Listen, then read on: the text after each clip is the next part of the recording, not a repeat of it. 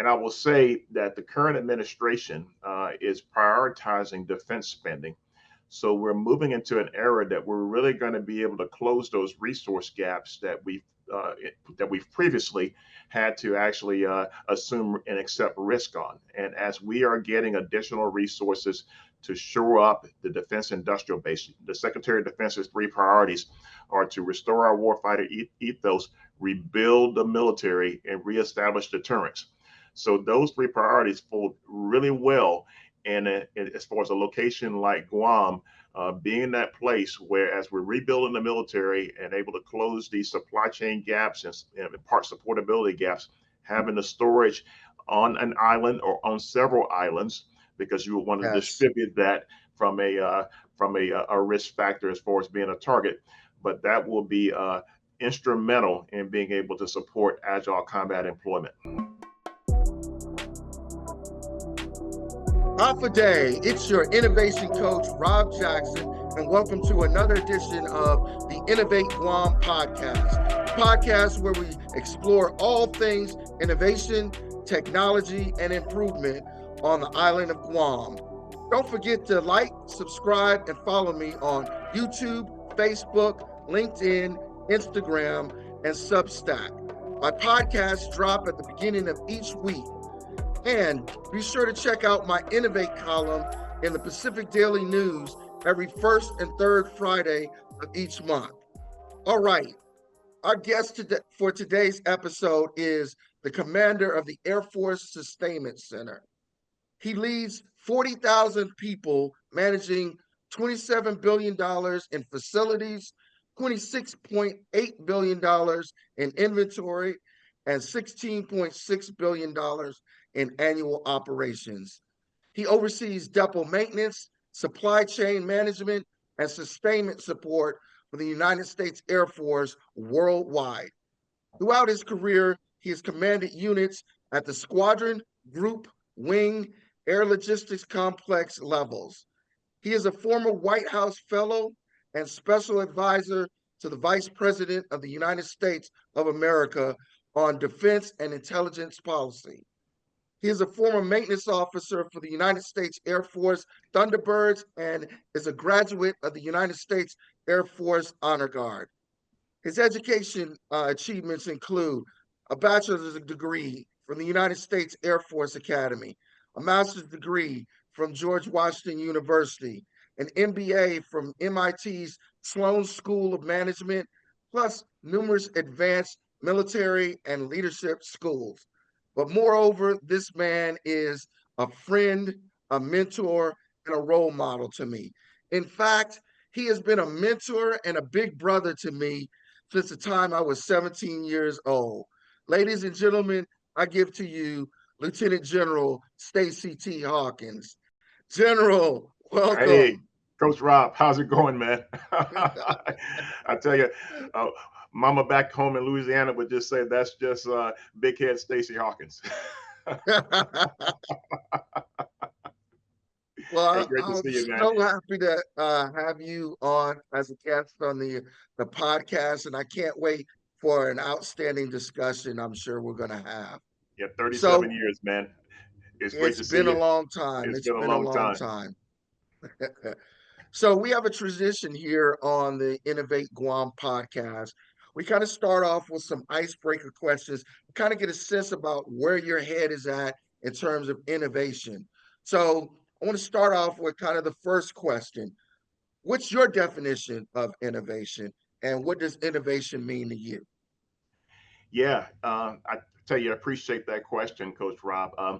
And I'm reflecting, I'm waxing nostalgic these days, probably for the first time publicly. And I'm probably going to announce on your podcast. I'm going to say it now. I'm winding things up probably in a couple of months. So as I look back over my career, Mm, as I move toward retirement, I think the word that comes to mind when I think about innovation, it starts with aspiration.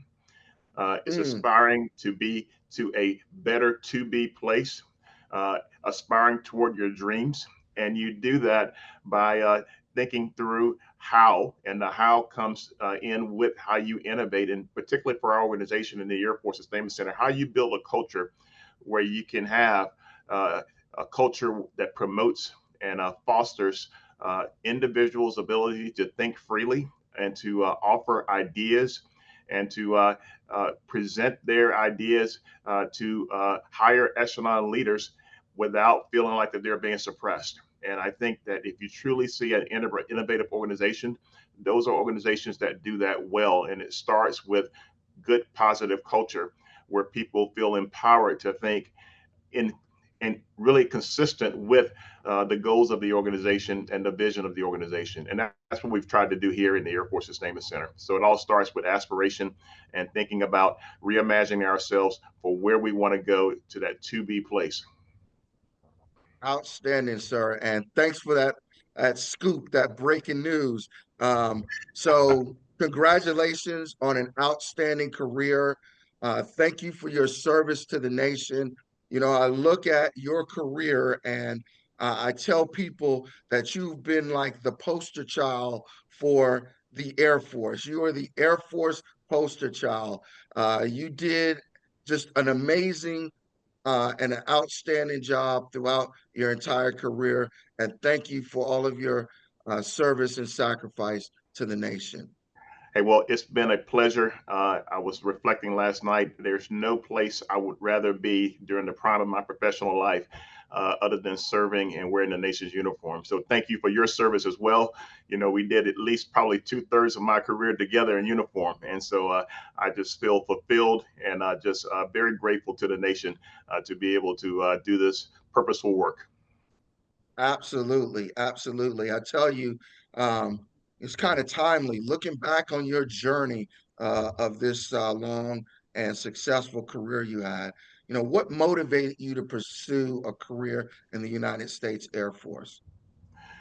Well, you and I share a similar background, having roots in the deep South. And so patriotism was always around me growing up. I'd look at my Sunday school teachers, my teachers in school, neighborhood leaders. Many of them were veterans.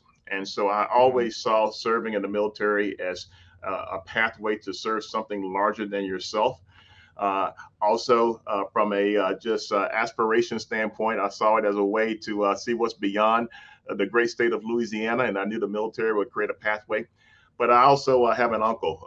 My uncle Lt Hawkins Jr. Was an Air Force enlisted man, and I saw him in the heart of his service, and just really got really motivated about what starting my career, my professional career off in the Air Force would be like. Like most of us, didn't plan on staying 34 years, but I ended up staying because of the people. And once I saw the caliber of people serving in the military, particularly the Air Force, and I also identified with the purpose, and that just it never detracted me, and it just kept me going on strong for as long as the Air Force would have me. Outstanding. So let me ask you, sir, who is your favorite innovator of all time and Yeah, why? Yeah, great question. You know, and innovators come in all forms and fashion. You know, a lot of times when you think about innovation, you think about somebody in the technical world. You know, you think about somebody like Thomas Edison. You also look at folks like George Washington Carver. You know, who basically from what he did to really revolutionize agriculture in the country. And then you have innovators that in the technical space, they built a culture and when you think about Steve Jobs gave us something that we didn't know we wanted. And I think that Hmm. level of innovation is really next level because you're really thinking outside of that box. He had an aspiration and then built an organization around his vision for the future and ended up changing the world. And so, innovators like George Washington Carver, Thomas Edison, Steve Jobs, they top my list as far as folks when I want to try to instill, you know, the attributes and the culture in the Air Force Sustainment Center. I read up and really look at their life stories. Innovation leaders, it's your innovation coach, Rob Jackson here. Are you ready to elevate your vehicle fleet operations? Fleet Solutions is an AI-enabled fleet management system. Fleet Solutions provides real-time video, smart analytics, and total efficiency. Keep your people safe and keep your business moving forward faster than ever before. Fleet Solutions, arriving tomorrow, today. Visit thefleetsolutions.net or call 671-988-9748 to schedule your personalized demo and revolutionize your fleet operations today. Let's start off talking about regional sustainment framework and genus. So first, what is DoD's regional sustainment framework, and how is the Air Force Sustainment Center translating that DoD regional sustainment framework into an actionable strategy? Yeah. So the regional sustainment framework came out in 2024, and it was born out of a realization that when we look at great power competition, particularly with our peer adversaries, that logistics will feature prominently in all of the phases ranging from deterrence to competition to warfighting. And this idea that logistics is a strategic deterrent became just ever more present, particularly with our senior leaders at the OSD level. And the regional sustainment framework was born out of, we can't do this alone. And we're going to have to think innovatively about how we build relationships and strengthen the connective tissue with our allies and partners, and really work to cover down on the logistics challenges to being able to deter, compete, and if necessary, fight to defeat.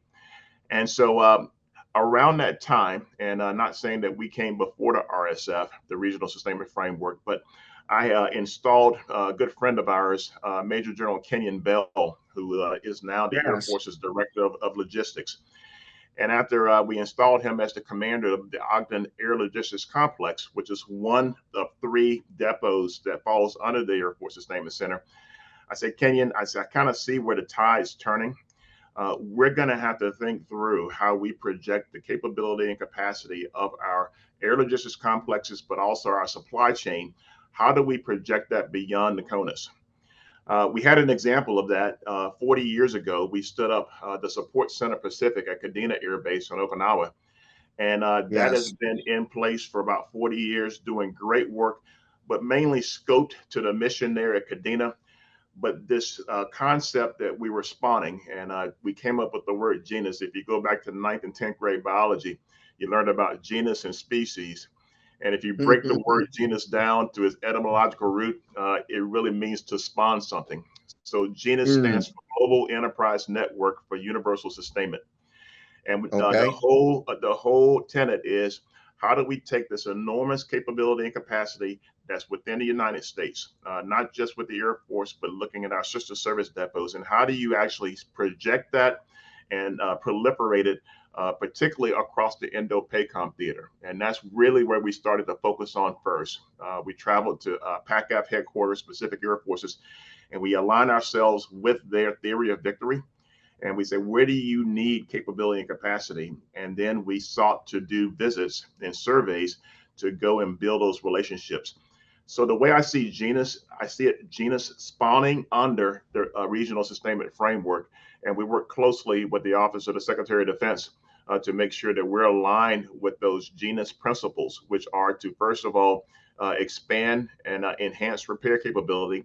Second, strengthen our ties with our partners and allies. And then there's a third implied component of the RSF, which is, how do you actually build high-performing public-private partnerships with both American companies, but also indigenous companies in these respective countries that we're going to be working with. Outstanding, sir. So several questions. First of all, I know that you were out here maybe about a year and a half, 2 years ago, going through the Pacific. You talked about, you kind of started the trip at Pacific Air Force's headquarters, but you also came through Guam. You went out to, I think, Tinian and some of the other Micronesian islands as you started moving, into Asia. What did you see there, particularly on Guam and throughout Micronesia, and kind of where does the implementation of this fit in terms of where Guam is right now and the Micronesia Islands? Yeah, hey, thanks. So everybody knows the strategic importance of Guam and the Commonwealth of CNMI. Everyone knows that those places are going to feature prominently in any type of deterrent activity and competition activity to project American military power in Indo-PACOM theater. So we sought, first before we came to Guam, we actually visited Australia, New Zealand, and the Philippines, and we kind of put our feet there just to go and kind of really reinforce relationships that already existed. Our second leg was to come to Guam, and we, as you said, did Guam, Saipan, and Tinian. And the advantages on Guam, obviously Anderson Air Base, and obviously the military resources and already stationed capabilities that are there. We wanted to identify opportunities to nest and meld with already existing capability. So if you go and you have a unit, whether it's a Navy unit, Marine unit, or an Air Force unit, how can we go and accentuate and complement what's already there? Under Genus, we've actually built another concept called Falcon. And Falcon stands for Forward Air Logistics Complex Operational Node. And what I envision is that because, first of all, probably fixed land space, not a lot of capacity to expand. So to come and say that we're going to build something new, probably a little bit more aggressive than what we want to be. But we would love to rotationally roll in on already existing capability as needed, whether it's for an exercise or whether it's for a contingency operation. And we would like to bring our resources with us. So if you look at what's going on in the 36th Wing, particularly after the typhoon, they're rebuilding a lot of that base. So when we were on Anderson, we visited, and you'll remember this organization, the MXS, or the Maintenance Squadron. And we started to talk to them and say, hey, as you're building out what this new organization and the new infrastructure that's going to support it, please think of us. Please think of the Air Force Sustainment Center, because we can come in and say, if you have a deployed unit on base at Guam, think about how we can come in with our equipment and our artisans and our expertise to actually help boost readiness for whatever that deployed unit is there to support. And just as well as I do, many deployed units come through Guam for various reasons, conducting deterrent operations, but also being a part of exercises. And as maintainers, we've always known that, hey, to go and deploy anywhere in Indo-PACOM and a jet breaks, now you're basically dealing with the slow boat to actually get that part that you need to be able to get that jet back in the air. We believe by having our depot artisans and our expertise right there on the ground, rotationally coming in and rotationally going out on a demand signal basis, we can actually close the readiness gaps that persist when units go in and out, particularly on Guam. For Saipan and Tinian, as you see and as everyone is watching how those places are building out, and there are other places in CNMI that we can actually do the same type of activity. So think of Falcon as being that agile, flexible capability, particularly as we support agile combat employment operations that can move at the speed of ACE and the speed of that demand signal to assure that we're sustaining those readiness levels that we so desperately need. Yes, sir. So I want to talk about something that I've been a passionate advocate for. And when we talk about the regional sustainment framework, and you were talking about those robust public-private partnerships that are a component to that. One of the things that I've been trying to communicate up through the chain to OSD is that a critical key component of this new public-private partnership is that third entity. You have, OSD, or the military component, you have industry, and then you have the government. But it's not just maybe a foreign government. In the case of Guam or Micronesia, it might be a territorial government. And working through public-private partnership that allows workforce development on ground and in theater for maybe developing some kind of artisans who might be able to augment as needed as well, or even models like a shared use facility.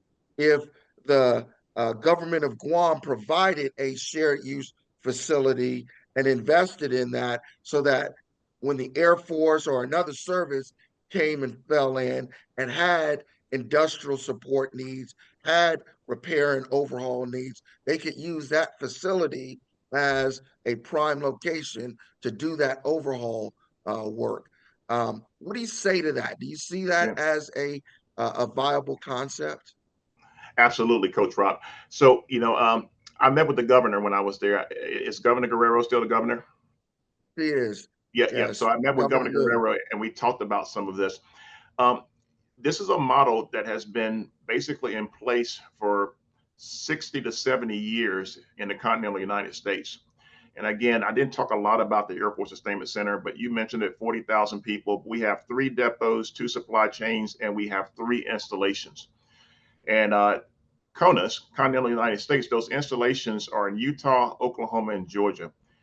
And through robust community support at the local and state level, we we have been able to do a lot of the things that you've talked about: shared use Yes, facilities, partnerships with academia. I have yes, various partnerships with not just colleges and universities, but with junior colleges and trade schools, where we focus on workforce development and building that pathway to, first of all, attract people to what we do as far as the logistics yes, business and say, hey, this is a career for a lifetime, but then attract, recruit, develop, and retain. And we do that all with governmental partnerships. Here at Tinker Air Force Base, over the past 30 years, the community has actually supported and basically constructed deals for us to take over underused facilities. Famous story is that the old GM plant that's right on the fence line of Tinker Air Force Base went out of yes, business and they shut it down. Didn't go out of business, but they shut it down because they moved to another location. It's sat empty for years, and the local community really worked in agreement to where the Air Force was able to take over that facility, and it doubled the size of Tinker Air Force Base in the Oklahoma City Air Logistics Complex. And it's the gift that keeps on giving. And so, an investment and an agreement that's actually prompted by the government, making it a mutual benefit for both the U.S. government and the territorial government in the form of long-term jobs and job creation and careers that come out of that, and it actually yes, helps our academic partners, is just a win-win over the course of decades. If someone is willing to take that first step to reimagine, and this is a type of innovation too. We talk about innovation yes, being innovation, but this is innovation as to how do you build the workforce of the future, and innovation as to how you build that pipeline of human capital. yes, absolutely. By chance, sir, did you get a chance to see my podcast episode with Lieutenant General Leo Kaczynski, retired? I have not been able to see that yet, and it's on my list. And Leo and I go way back to my days in AMC, and we've actually been on a couple of panels together, so we compare notes a Yes, lot. yes. So he was advancing that same concept that you were talking about of logistics as a deterrence. Hmm. And the idea that under concepts like the regional sustainment framework, the national defense industrial strategy, genus, et cetera, you're pushing industrial capability forward. Hmm. And that industrial capability, that robustness of industrial capability provides its own deterrence, just Hmm. like kinetic Hmm. weapon systems provide deterrence. Can you talk a little bit about how those concepts provide a deterrent effect here in the Indo-PACOM region, and how does it help in a contested logistics environment? Absolutely. And Leo calls it describes it perfectly. We're moving from a pull logistics framework to a push logistics framework, and the advantages and the I call them externalities. They're just all kinds of effects that are that germinate when you actually say that we're going to intentionally push in advance of crisis. Uh, our adversary in the Indo-PACOM theater, the one that we all know, that we all talk about, the People's Republic of China, when they see us, and they're watching us closely, but when they see, first of all, that we have the will and the capability to push logistics at will and to do it redundantly and repetitively, it's a scenario where they wake up and they say, okay, if I'm thinking about maybe going to try to seize Taiwan, I'm not going to do it today because I know the United States of America can respond. That's Right. one big deterrent effect that's created by having logistics networks that are persistent and can be sustained over time and can ebb and flow as the demand signal is set. The other thing it does, it emboldens our allies. And our allies who are in the Indo-PACOM theater live in a very, very tough neighborhood. And when you look at our strongest allies like Japan and Korea and the Philippines and Australia and New Zealand, when they see that, hey, we're going to be there, and not just we are going to be there and we want to be there, but we can be there, then it informs their behavior as to how they continue to deal with China as a partner, but also how they preserve their own national equities and preserving their ideals. And so it's just a full spectrum effect that logistics, and having logistics that's both agile, but also logistics that's effective and can be effectively pushed, that will actually bring and calm down tensions in an otherwise turbulent theater of operations. Yes, sir. So Leo and I had a great conversation on that, and I was really excited to hear him express some of the vision that I've been articulating here around Guam.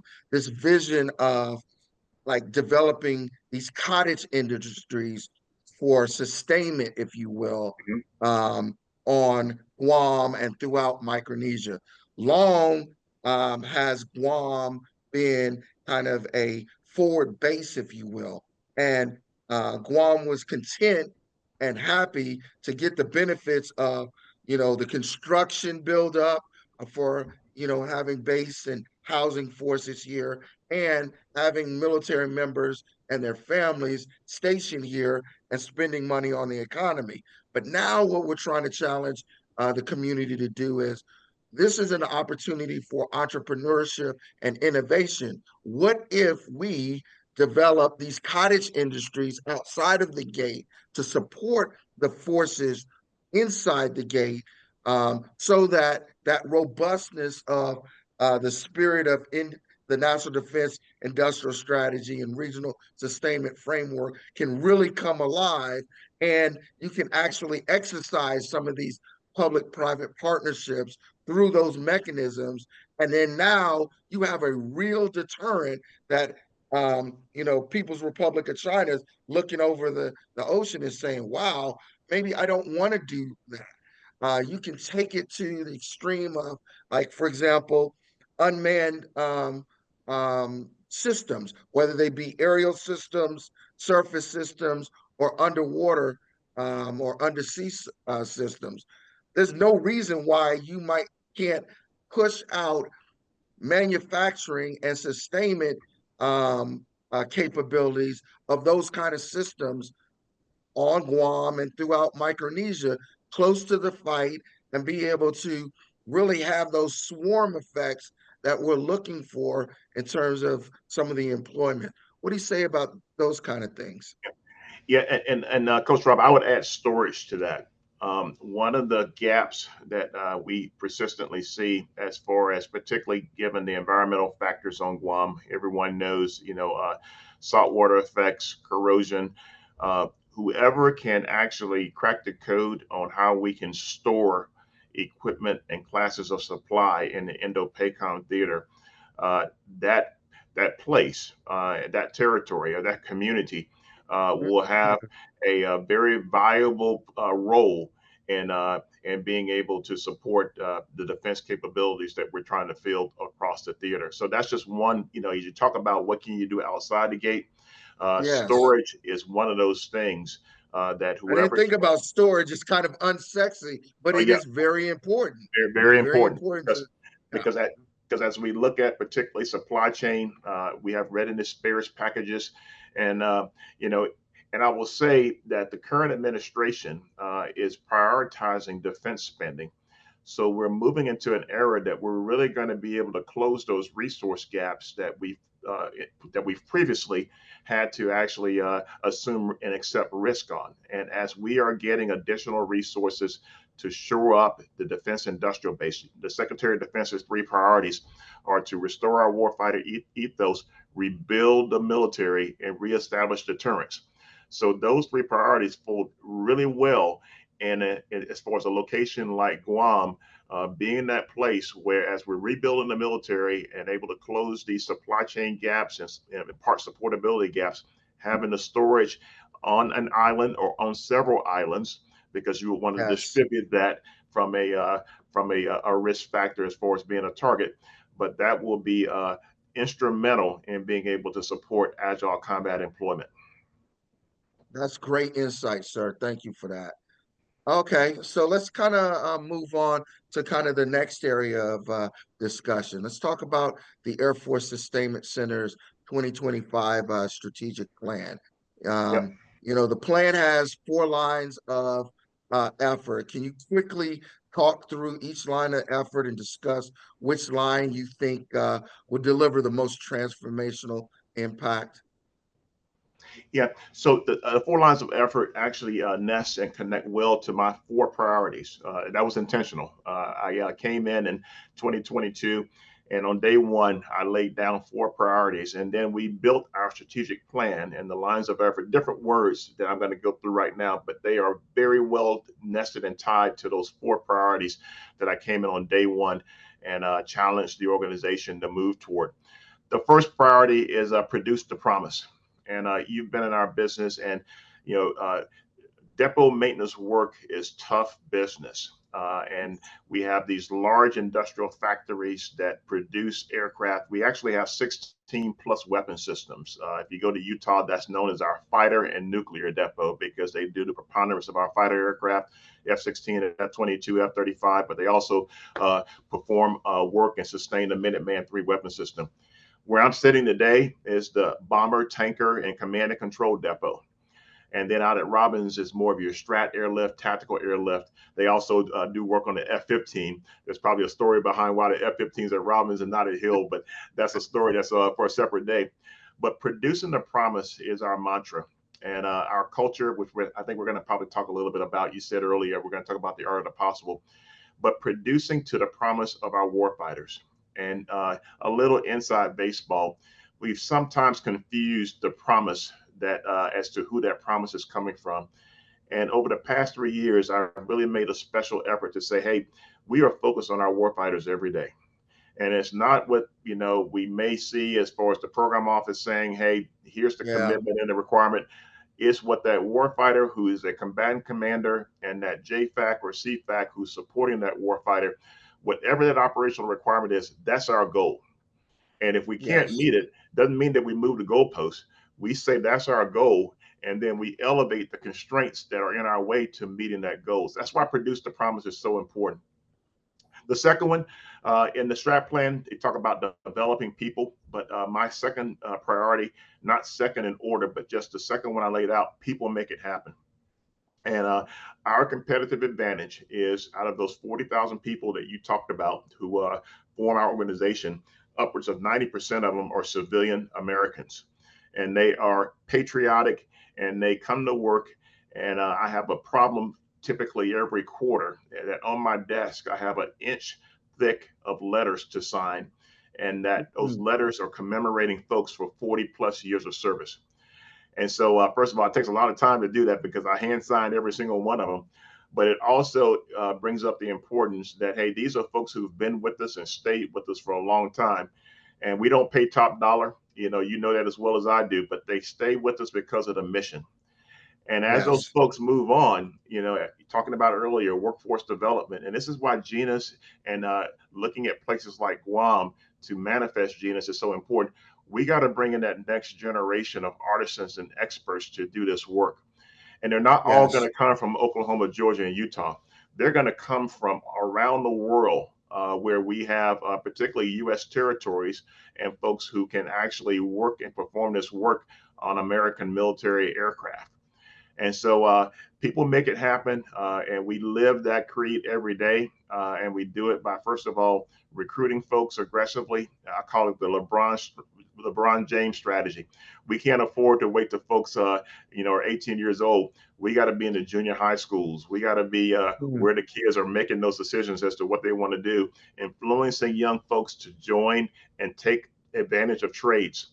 So the people make it Yes. happen is the heart of our business. The third thing is process is how we do it. And in the strat plan, the third line of effort talks about supply chain. And I will say that process and the processes that we use to actually forecast our requirements around the bend while actually dealing with current constraints that we face daily, having those processes that are flexible, but they are disciplined and they're horizontally integrated, because the Air Force Sustainment Center can't do its work alone. We need the program offices, we need the engineering community, we need the Defense Logistics Agency. So having those processes and disciplined processes that are brokered across different organizations, some of which I don't own, but I still need them desperately to perform the mission. So we are beholden to good process, but also adaptive and agile process. Our processes aren't so ironclad that we can't change them if we need to. And then the last one is preparing for deterrence, competition, and warfighting. And we started the whole defense industrial base right after Pearl Harbor. Actually, some of our bases were standing up before Pearl Harbor because community leaders saw this coming. So the foresight of community leaders to say, hey, we need a base, we need a depot in Utah, Oklahoma, and Georgia was actually clairvoyant. Pearl Harbor happened. And then the story, if you've ever read the book Freedom's Forge by Arthur Herman, he Yes. chronicles what the nation did and how quickly the nation pivoted in order to be able to prevail in World War II with our allies in Europe and the Pacific. So as we move forward, what is Freedom's Forge? And this is a question that I pose to our folks all the time. What does Freedom's Forge 2.0 look like? It's not going to look like it did in the 40s, where we almost nationalized our economy, but it Right. will look like, as you've been talking about, how do you build those partnerships with industry, high performing? How do you actually employ concepts like Genus, where it's not just in the continental United States that we're sending stuff over, but there's a global network, particularly in the Indo-PACOM theater, that we're reliant on. And we're not going to go build new depots all over the place. There's a law against Right. that. But Right. having these lily pads spread out across a theater of operations, it will have an outsized and exponential effect of being able, as you said before, using and employing logistics as a strategic deterrent. So all those four priorities really, they speak to that aspiration that I talked about earlier. It is what we innovate around. And it's been really, really effective to rally not just the folks in the Air Force Sustainment Center, but also our stakeholder partners. People, when I hear folks who aren't in the Sustainment Center saying, hey, produce the promise, I know we're resonating. Yes, yes, sir. So you talk about Freedom's Forge. I did my column, my article that I did around about the 4th of July kind of hit on that theme, and I kind of put out a vision of what that could look like out here in the Pacific. Mhm. And I'll share that with you Yeah, sometime. I yeah. think you'd appreciate that. All The, right, so let's the potential is huge in the Indo-PACOM theater, unlimitless potential. Yes. So let's move on to emerging technologies and the use of those emerging technologies in the Air Force Sustainment Center. Can you talk to me about how the Sustainment Center is incorporating things like additive manufacturing, AI, and IoT into this organic industrial base? Yeah, and the vision is, how do we move toward a digital depot? And this is actually part of Air Force Material Command's digital material management strategy. And we've been at this for a while because, we still have a lot of old equipment that's been getting us by, for the past 2 or 3 decades. And Digital Depot is all about creating the right network backbone. We call ours Athena. You mentioned industrial Internet of Things. As to how do you get the Yes. hundreds of equipment and machines that we have across our three main locations? How do you get them talking to each other so that they can assess maintenance, uptime, and downtime, and achieve that max optimization that you need to get the performance you need? Uh, we've been playing firefighting over a very, very long time. That when a machine breaks, that's when we start moving. But with Right. IoT, Industrial Internet of Things, and we have this connection and this network that we can build a web around, then you will be able to actually, first of all, get the best value of the American taxpayer dollar that we spend. You can anticipate machine downtime, and that's going to improve our production flow in our depots. Advanced manufacturing. I tell you, I wish I had 5 more years on active duty. And if I did, I would devote it entirely to trying to basically get across the valley of death when it comes to advanced manufacturing, particularly for airworthiness and certifying and qualifying those hard to get parts that eat our lunch every day. But there's a Yes. lot of great initiatives going on. When you look at our innovation labs, we have one at each depot. The most famous one is the one here at Tinker, and it's called REACT, and it stands for Reverse Engineering and Critical Tooling Lab. Their production and demand for their services is increasing and almost doubling every year. And what we're doing is we're focusing on simple things like casting and forging, not necessarily simple as far as to do, but it's relatively simple technology as compared to some of the high end stuff. We're trying to build our own foundry. And what the React Lab is doing in that space, as well as 3D printing, we see a lot of promise. And the promise is how do we actually prove, particularly to our engineering oversight, and this is not being critical of our engineering oversight because they have a tremendous responsibility in what they do to assure the airworthiness of our systems. And unlike another service who I won't name, we aren't delivering terrestrial systems. So, our systems don't drive on the ground. Our systems are airborne, Yes. and so the standard that we have to uphold to very, very high. But the technology is starting to catch up. We're seeing a lot of commercial success in this area, and there's some companies that are even doing some advanced manufacturing for engine parts. I think we're almost at a tipping point that we're going to overcome that valley, and when we do, get ready because it is going to be a game changer. But additive manufacturing going on at all three of our ALCs. The technology that I'm really, really fascinated with, and everybody is as well. Another book I would commend to you is a book called Genesis. It was actually Henry Kissinger's last book that he co-wrote with Eric Schmidt, and it's about AI, and it's about the potential and all the things that AI will be used for that will revolutionize life on the planet. We're all going to be polymaths because of AI. And so, again, being a guy who was a product of a Louisiana public school education, to say that I'm going to be a polymath, it's only going to be because of AI. And I tell you, the application of AI principles in our supply chain business, we're already seeing that things that we didn't know that we needed to know. Again, going back to Steve Yes. Jobs, AI and using AI models and large language models is changing the game and giving us the ability to forecast in ways that we've never been able to before.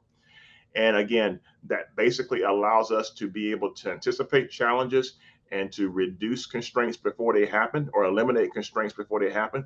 But it also gives us more buying power. So now we're investing the precious dollars that we get from the American taxpayer. We're investing those dollars in the right things, and we're not making otherwise bets on what we think may happen or not happen based on manual processes. So I tell you, AI, advanced manufacturing, and also what we're doing to make our depot operations integrated and completely digital by the end of the decade. Just very, very promising things that everyone should keep a lookout as we do these things in the future. That's so exciting. It's so exciting to hear that, particularly having worked in that area and started a lot of those initiatives when Yep. I was there at Tinker Air Force Base. It's exciting to hear how far you all have come. So let's talk a little bit about the state of process improvement and innovation in the Sustainment Center, specifically the art of the possible. Can you tell the audience what is the art of the possible methodology and how it's evolving across the Sustainment Center and the complexes and your wings? Yeah, so I'll go back to back in the day. Uh, I'll raise my hand. I may have had a performance report when I was a captain, where one of the lines said that Hawkins was a total quality management instructor, and back in the I day, if have you one like that. so back in the day, if you wanted to do a little something extra that may put you over the top, you volunteered to be a total quality management instructor. And that was the management philosophy of the day. And the Air Force Yes. took it head on in the mid to late 90s. And we just didn't stick with it. I mean, W. Edwards Deming basically came up with TQM after really being close with the Toyota production system in Japan, brought it to America. A lot of companies adopted it and did well with it. But we stayed with it, I want to say maybe 5 to 7 years. And then it just kind of faded away. Contrast with the art of the possible. The first commander, I'm the fifth commander of the Air Force Sustainment Center. The first commander, Lieutenant General retired Bruce Litchfield, actually built this culture from the ground up. And it is a mission culture. It's not a management fad. It's not just a framework. It is embedded and it is part of everything that we do. Full spectrum, full stop. And we've been at it for 13 years. So they said back in the day when we were doing Wow. TQM that, hey, if you are going to make this work, you got to be able to commit to it for at least a decade. AOP, the art of the possible, has been with the Sustainment Center for 13 years and still going strong. As a matter of fact, in about 2 weeks, I'm going to host what we call AOP 402. And every year we bring in our entire leadership team across the center to Oklahoma. And we spend 2.5 days basically reinforcing, talking about implementation, and talk about how AOP can be done better. And it is a combination of all of the management techniques that you've heard before. We have a production science that's rooted in Little's Law, theory of constraints, drum buffer rope. These are all techniques that if you're a production guru like the two of us are, you've heard of them. But it's also supplemented by mission culture tools that we empower our people to use. And they're proprietary to AFSC. Something called a radiator chart is a guidebook as to how you actually promote continuous process improvement down at the tactical level. It Yes. also flows up to my level, where basically every week I conduct something called a performance review. And we're actually going through changing our performance review, the ones that you remember before. We're actually changing those meetings at the 3-star level to be more holistic. Before we would just look at, okay, how's the aircraft doing in depot? And then we would have another one, how's the supply chain doing? Or another one, Right. how's the engine? But now we are doing what we call a holistic aircraft and material review, where we're looking at the whole weapon system through an AOP lens. And it's really, really Mm. powerful. But I'll tell you the thing I'm most proud of with the mission culture that we have here is that we have a leadership model. I wish I thought earlier to show it to you, but we have a leadership model that's a graphic of everything that we value about this mission culture. And around the outer ring of that leadership model, there's 6 attributes that we actually hold in high regard and we ask our people to commit to. We don't talk about programs, we don't talk about things that come as to how to bring people together. We don't have a program for that. But we have our leadership model that's part of our mission culture. And those 6 attributes are teamwork, accountability, respect, transparency, credibility, and engagement. Just 6 things. And you could probably make a case to add one here, one there, but those are the 6 that we have been with for the past 13 years. And when we talk about that, people gravitate toward it. It resonates with people. These are universal attributes that hardly anybody can disagree that that's what you will want your organization to permeate across its workforce. And we're really proud of it because it's brought us closer together. And we talk about those attributes anytime that we're facing a challenge. And it removes all the noise, it removes all of the parochial interest, and it brings us together to actually get after the problem of producing the promise. Outstanding, sir. Outstanding, sir. I tell you, this has been an outstanding conversation. Before we wrap up, I'd kind of like to uh, hand over the mic to you and have you share anything you would like the people of Guam and Micronesia to know about um, how the Air Force Sustainment Center and Air Force Logistics uh, is impacting them or the role that they play in supporting Air Force logistics and sustainment. Yeah. So I think I would ask, anybody who's watching the podcast that if people don't do this anymore. When I grew up, my parents were teachers, and we had we had a globe in our house. Like, you remember the old, Yeah. the Earth. You had the planet Earth that you could spin around. Yes. So if anyone has something like that in your house, or if you can get online and just rotate it, if you can rotate the Earth on its axis and have Guam looking directly in your face, and see why Guam is so strategically important in the Indo-PACOM theater, it should resonate with you. When we look at the Earth like we typically look at it, as far as on its normal axis tilt, it's hard to see, okay, where's Guam and how does Guam, but if you actually perform that exercise, you'll see why Guam is so strategically important. I'm part of conversations every day that in the logistics space, the questions that we're asking ourselves, what can we do to support Guam to maximize its strategic importance? And that's not going away.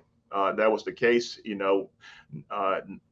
we're actually celebrating the 80th anniversary over the course of the month of August of several events starting on August 6th, August 9th, and actually just this past Friday, where Guam was centrally important to declaring Yes. final victory in World War II. And that's going Yes. to be the case again. That's going to be the case again. And it's going to be the case to be able to deter our adversaries, because the world's more connected now. And that's why I spend so much more time talking about deterrence and competition versus warfighting, because deterrence never ends. Competition never ends. If someone thinks, hey, let's just wait until the war starts, they're really missing the picture, because we're talking about an everyday importance, everyday relevance that the islands in CNMI and in Micronesia will play to assure the security of the United States of America and our allies and partners in the region. So it's not just the United States, but it's our allies and partners in the region. And to the extent that we can continue to invest and promote and grow the capabilities in Micronesia, that is going to be a reality, and our nation is going to benefit from it. Awesome, sir. Awesome, sir. As as always, you are a wealth of wisdom and knowledge. I appreciate you making time for us here at the Innovate Guam podcast. Thank you for your incredible insights. You really challenged us to, reminded us that innovation and the innovation ecosystem is strongest when we all work together, we collaborate, and we move forward together. So thank you so much, sir. Uh, we appreciate having you on podcast. And again, I want to say thank you for your 34 years of service to the nation. We appreciate you. Well done. Hey, Well done. Coach Rob, thank you. You've always been a leader. When we were all together back in Colorado Springs at the Academy, you were a leader amongst all of us. So it's no surprise to see you leading in the way that you are right now in the Micronesia area of operation. Well, thank you to that. And to my audience, I hope you were inspired and learned something new today. Remember to follow me on all social media platforms, including Substack. Be sure to like, share, and subscribe and stay up to date on future episodes. And don't forget to check out my Innovate column in the Pacific Daily News every first and third Friday of each month. See you next time. And remember, whether at work, at home, or at play, always innovate. Thank you.